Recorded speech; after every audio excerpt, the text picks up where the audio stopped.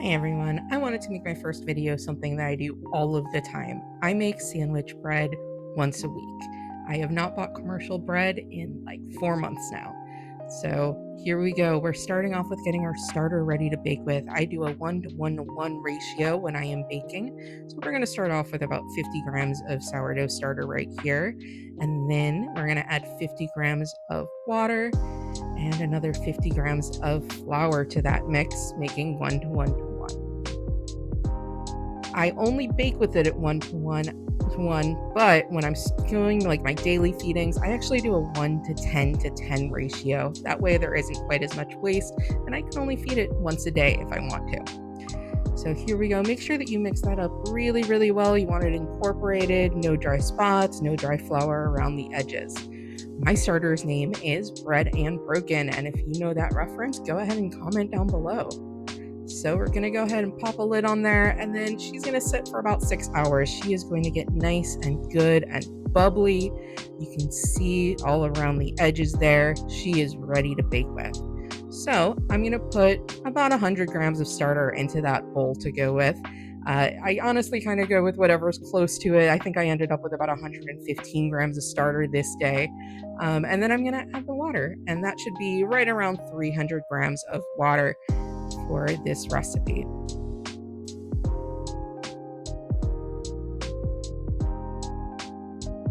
All right, and then we're moving on. I'm going to add 9 grams of salt and then some honey. We're going to go with 21 grams of honey in this recipe. It helps to make the crust a little bit softer, a little bit easier to chew.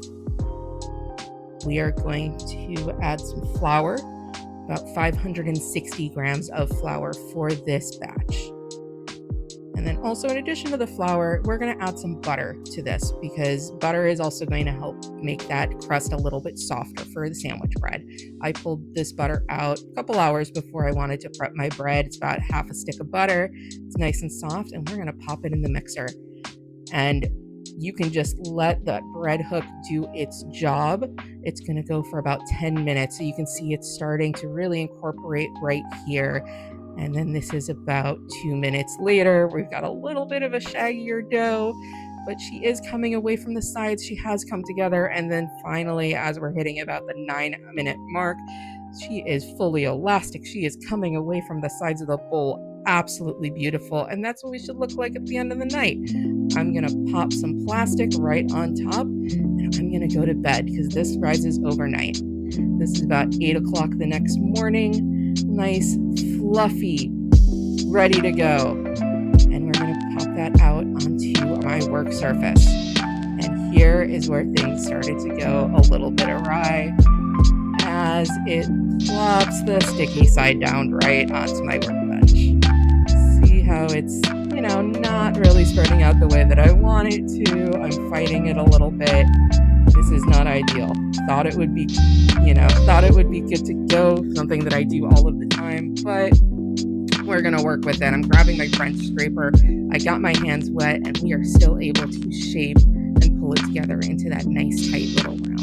So that's a good trick. If you ever have dough that's just a little bit too sticky, if you wet your hands, it'll help you to pull it forward and make sure that you kind of get that off of the bench. So I'm going through here, I'm pulling it forward, tucking the ends under, doing the best that I can to just get that sticky loaf right into the bread pan. That bread pan is my lifesaver. It is absolutely non-stick. It's one of those USA pans, and nothing sticks to it. I do not have to grease it in any way. So here we go. We've risen for about 3 hours. Nice, fluffy, good to go. And I'm going to bake at 375 for 45 minutes. And after 45 minutes, even though it was a little bit sticky, hey, guess what? She still looks beautiful. She is risen, she is golden, and she is ready to cut. I want to thank everybody for watching this video and the support that I've gotten so far. I'm really excited for this journey. And in the end, I'm going to leave you with a little bit of that bread cutting ASMR. Enjoy.